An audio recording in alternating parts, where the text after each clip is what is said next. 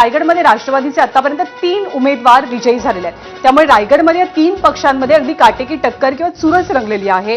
भाजप आहे, शिवसेना आहे आणि अजित पवारांची राष्ट्रवादी सुद्धा। शिवसेनेची मोठी आघाडी ही रत्नागिरीत आहे। 8 जागी शिवसेना आघाडी घेतलेली आहे। अलिबाग शहापूर गटातनं राष्ट्रवादीचे अमित नाईक यांनी विजय साजरा केलेला आहे। राष्ट्रवादीचे रायगडमध्ये आतापर्यंत 3 उमेदवार विजयी झाल्याचं चित्र आपल्याला पाहायला मिळत आहे। त्यामुळे कोकणातला पण त्यांचा विचार केला तर प्रत्येक जिल्ह्यात थोडंसं वेगळं चित्र दिसतंय। म्हणजे इकडे जर नेक अँड नेक फाईट असेल रायगडमध्ये, तर तिकडे रत्नागिरीमध्ये शिवसेना मोठी आघाडी घेताना दिसते। तिकडे सिंधुदुर्गमध्ये आणखी वेगळं चित्र दिसेल। लातूरमधली ही दृश्य काँग्रेस कार्यकर्त्यांनी एव्हाना जल्लोष आनंदोत्सव सुरू केले, कारण जिल्हा परिषदेमध्ये कलांच्या बाबतीत काँग्रेसची आघाडी ही मोठी आहे भाजपच्या आणि शिवसेनेच्या तुलनेमध्ये।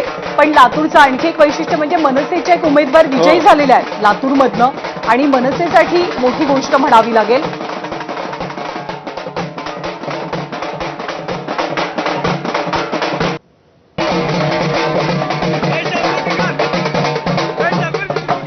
आणि स्थानिक गणितांप्रमाणे किंवा निवडणुकांप्रमाणे सेलिब्रेशनची पद्धत सुद्धा बदलत जाते।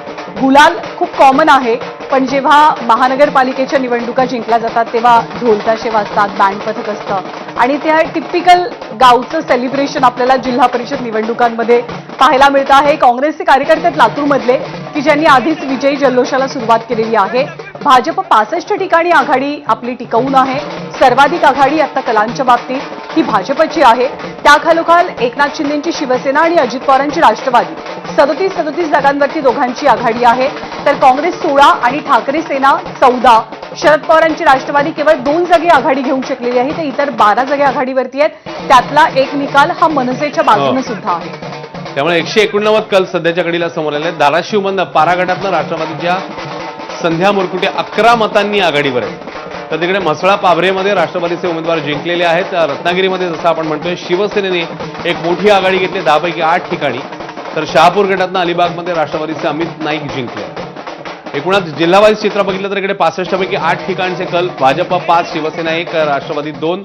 सांगलीमध्ये भाजप 8, शिवसेना 5, राष्ट्रवादी 3, काँग्रेस आणि ठाकरे सेना प्रत्येकी 1-1।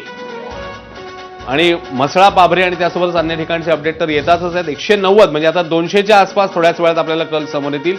67 ठिकाणी त्यात जवळपास भाजप आघाडीवर, शिवसेना 38, राष्ट्रवादी 40। त्यामुळे शिवसेनेला आता 2 जागांनी राष्ट्रवादीने पिछाडीवर टाकले। काँग्रेस 16, ठाकरे सेना 14, राष्ट्रवादी शरद पवार पक्ष 3, इतर 12।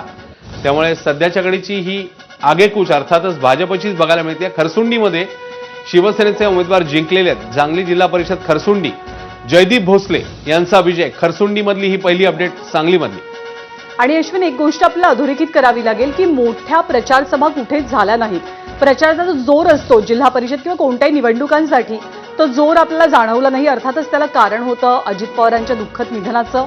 त्यामुळे मुख्यमंत्र्यांनी सुद्धा प्रचारामधनं माघार घेतली, त्यांनी सगळ्या सभा रद्द केल्या। त्यामुळे एक प्रकारे प्रचार न होता किंवा डोर टू डोर प्रचारावरती भर देत साधेपणानं प्रचार करत लढवल्या गेलेल्या या जिल्हा परिषद आणि पंचायत समितीच्या निवडणुका आहेत।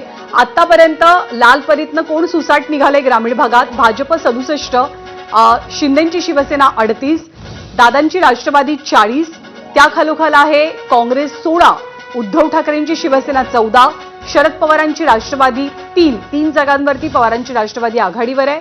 तर इतर 12 जागांवरती एकतर आघाडीवर आहेत किंवा त्यांनी विजय मिळवलेला आहे। जवळपास 190 जागांचे कल आपल्या हाती आलेत, 193 जागांचे कल आलेत, 731 जागा आहेत। तर पंचायत समिती 125 पंचायत समित्यांमध्ये 1462 जागा आहेत। रत्नागिरीमध्ये शिवसेनेची घोडदौड पाहायला मिळते, पण रत्नागिरीच्या अगदी बाजूलाच लागून जे 2 जिल्हे आहेत त्याचा उल्लेख तू केलास। रायगडमध्ये चित्र वेगळे आहे, कारण रायगडमध्ये काटेकी टक्कर आहे 3ही पक्षांमध्ये। जर का आपण सिंधुदुर्गात आलो तर सिंधुदुर्गामध्ये आपल्याला भाजप पुढे असल्याचं चित्र पाहायला मिळते। पुण्यात काय होते? राष्ट्रवादी 10 आणि शिवसेनेनं 3 जागे आघाडी घेतली आहे। दिलीप वळसे पाटलांचे पुतणे विवेक पाटील 809 मतांनी सध्या आघाडीवर आहेत। अलिबागच्या शहापूर गटातनं अमित नाईक यांनी विजय मिळवला राष्ट्रवादीच्या। संत दामाजीनगर गटातनं मंगळवेढ्यामधनं आणखी एक विजय भाजप उमेदवार यांची आघाडी आपल्याला पाहायला मिळते। खारेपाटणमध्ये शिवसेनेचे गुरुप्रसाद शिंदे हे विजयी झालेले आहेत। कोल्हापूरमध्ये काँग्रेसनं मुसंडी मारली आहे, 10 ठिकाणी काँग्रेसनं आघाडी घेतलेली आहे आणि शिवसेनेला एक मोठा विजय खारेपाटणमध्ये मिळतोय सिंधुदुर्गातनं। आणि 201 जागांचे कल हाती आले, ज्यामध्ये सर्वाधिक जागांवरती आत्ता आघाडी आहे ती भाजपची।